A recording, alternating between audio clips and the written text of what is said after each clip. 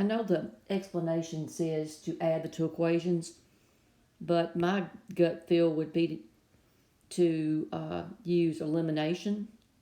I'd multiply the bottom equation by -2.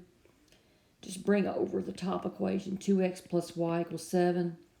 -2x minus 4y equals -10. Add those two equations together, and you get -3y equals a -3. Y equals +1. See, what I did was I eliminated my x's. That's why it's called elimination method.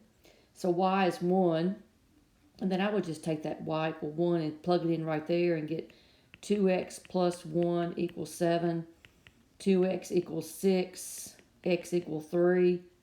And then I just plug those in right there. X plus y, that's going to be 3 plus 1 over 3. It's going to be 4 over 3. And that's answer B.